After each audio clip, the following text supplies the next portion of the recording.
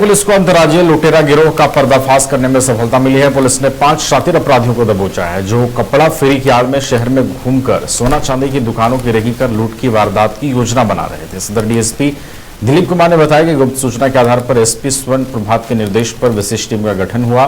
Police ने इनके कब्जे से एक पिस्टल, एक देशी कट्टा, 8 जिंदा कारतूस और 2 चोरी की मोटरसाइकिल और 6 मोबाइल फोन बरामद किए हैं। गिरफ्तार सभी आरोपी ओडिशा के जाजपुर जिले के रहने वाले हैं और उनके खिलाफ पहले से लूट और डकैती के कई मामले दर्ज हैं। पुलिस आगे की कार्रवाई कर रही है। कार्रवाई से जो है एक बड़ी घटना को हम लोग होने से बचा लिए हैं। इट में भी कि ये बड़ा कोई ना कोई ज्वेलरी शॉप लूटने का प्रयास कर रहे थे, जो हम लोग को इनपुट है थी, जिसमें आज इनकी 5 लोगों की गिरफ्तारी हुई। सूचना ये था कि एक बड़ा गैंग जो दूसरे राज्य का है हमारे यहाँ आकर के ठहरा हुआ है और कोई बड़ा क्राइम करने वाला है।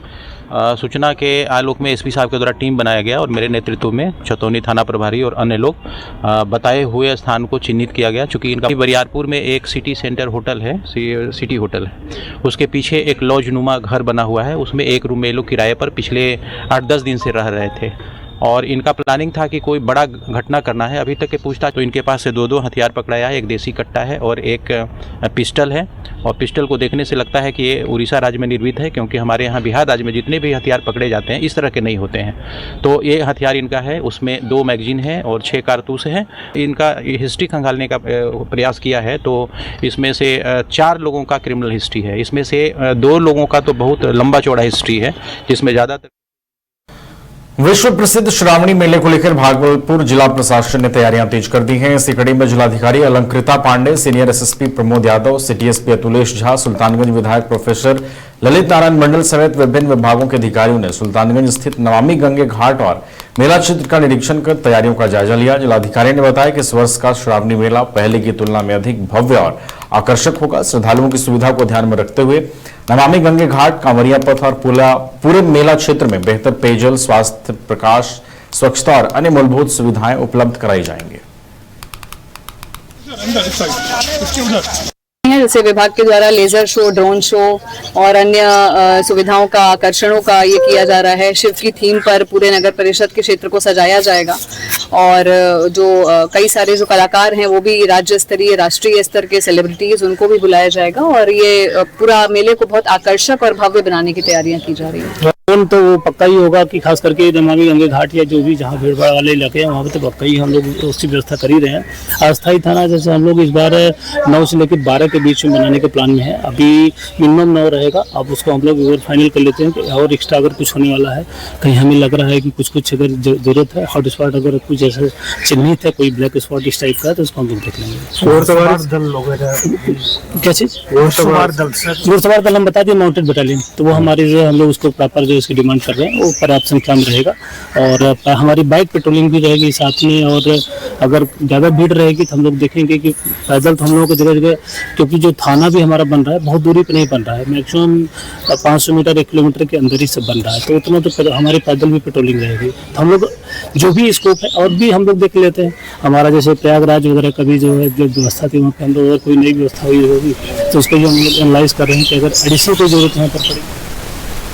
रोहतास जिले के काराकाट प्रखंड में शिक्षा विभाग ने अमान्य डिग्री के आधार पर नौकरी के आरोप में 13 शिक्षकों के खिलाफ बड़ी कार्रवाई की है। जिला शिक्षा पदाधिकारी मदन राय ने संबंधित शिक्षकों की सेवा समाप्त करने का निर्देश जारी किया है। इसके साथ ही इन शिक्षकों को अब तक वेतन मद में प्राप्त सरकारी राशि वापस जमा करने का भी आदेश दिया गया है। विभागीय जांच में प्रमाण पत्रों की वैधता पर सवाल उठाने के बाद यह कार्रवाई हुई है। इससे पहले भी पिछले महीने शिक्षा विभाग ने इसी तरह की कार्रवाई करते हुए 142 शिक्षकों की सेवा समाप्त की थी। लगातार हो रही इस कार्रवाई से शिक्षा विभाग में हड़कंप मचा हुआ है।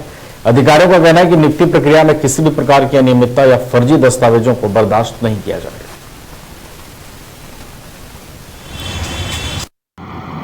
जी हाँ, वो काराकाट प्रखंड में हमारे 13 ऐसे शिक्षक थे जो अमान्य संस्थान भारत शिक्षा परिषद उड़ीसा से उपाधि प्राप्त किए थे। उन्हीं के विरुद्ध कार्रवाई की गई है और सभी की सेवा समाप्ति के लिए प्रखंड के जो हमारे प्रखंड विकास पदाधिकारी सह सचिव हैं उनको लिखा गया है कि अगर बिना किसी सक्षम न्यायालय के आदेश के अगर ये सब सेवा में है तो फिर उनको सेवा से मुक्त किया जाए और जो राशि लिए हैं उनकी वसूली की जाए। राशि वसूली की भी कार्रवाई? जी बिल्कुल। अगर बिना सक्षम न्यायालय के आदेश के अगर किन्हीं की राशि की भुगतान हुई है तो उसकी भी वसूली की जाएगी। सर जिले में और जी हाँ, वो काराकाट प्रखंड में हमारे 13 ऐसे शिक्षक थे जो अमान्य संस्थान भारत। मोतिहारी सदर अस्पताल के स्वास्थ्य सेवाओं का जायजा लेने बिहार विधानसभा की याचिका समिति के अध्यक्ष जनक सिंह अपनी समिति के सदस्यों के साथ अस्पताल पहुंचे। उन्होंने इमरजेंसी, जनरल वार्ड समेत विभिन्न विभागों का निरीक्षण किया और मरीजों और उनके परिजनों से बातचीत कर इलाज, दवा, जांच और अन्य सुविधाओं की जानकारी ली। निरीक्षण के दौरान अस्पताल परिसर में फैली अव्यवस्था, दलाली प्रथा और अवैध रूप से संचालित निजी एम्बुलेंसों पर उन्होंने गहरी नाराजगी जताई। जनक सिंह ने कहा कि अस्पताल में दलालों की सक्रियता गरीब मरीजों के शोषण का कारण बन रही है, जिसे हर हाल में समाप्त किया जाना चाहिए। उन्होंने अस्पताल प्रशासन को तत्काल प्रभावी कार्रवाई के निर्देश दिए। तो आज सदर अस्पताल मोतिहारी में आने के बाद मैं बहुत साधुवाद देता हूँ अपने यहाँ के जो भी अधीक्षक हैं, उपाधीक्षक हैं, हमारे अन्य सभी डॉक्टर्स हैं। चूँकि मैंने यहाँ आने के बाद नीचे भी गया, पुराने जहाँ है वहाँ भी हमारे सभी रोगियों के इलाज बहुत अच्छा ढंग से, और हमारा जो ये ईश्वर स्वरूप है, लक्ष्मी स्वरूप, दुर्गा लक्ष्मी स्वरूप हमारी जो नन्ही बिटिया है, हमने देखा है। और जो उनको व्यवस्था मिल रहा है, मैं जो भी इस वेला डॉक्टर भगवान का रूप होता है, तो मैं इन्हें साधुवाद देता हूँ।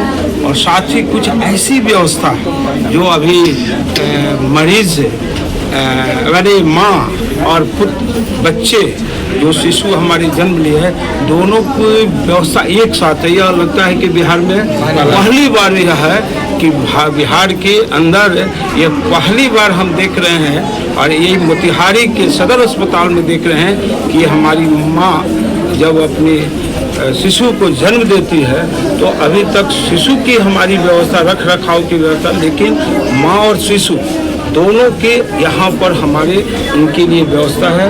तो इस कार्य से मैं बहुत खुश हूँ। तो आज सदर कैमूर जिला परिषद की राजनीति में एक बार फिर सियासी हलचल तेज हो गई है। जिला परिषद अध्यक्ष के खिलाफ कई निर्वाचित सदस्यों ने अविश्वास प्रस्ताव लाने की प्रक्रिया शुरू करते हुए जिलाधिकारी को ज्ञापन सौंपा है।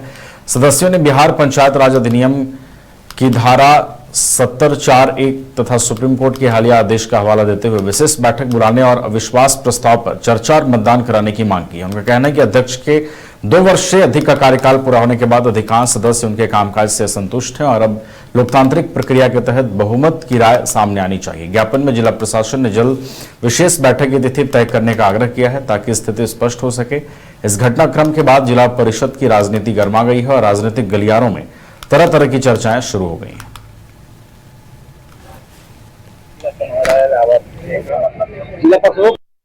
आज हम लोग अध्यक्ष के खिलाफ दिया गया है उनको गिराने के लिए, और अध्यक्ष मनमानी कर रहे हैं पार्षदों के साथ।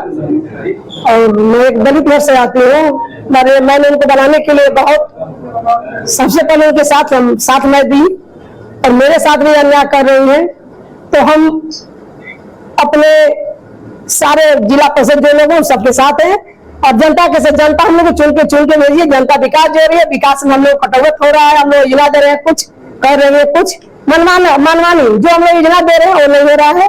और दूसरी बात कि जब जो लाइट की बात आ रही है, कोई पार्षदों को नहीं बताई कि लाइट आप लोग अपना योजना दीजिए लाइट लगाने के लिए, अपने मनमानी से लाइट लगाया गया। एक जिला परिषद लुटाई हो रहा है।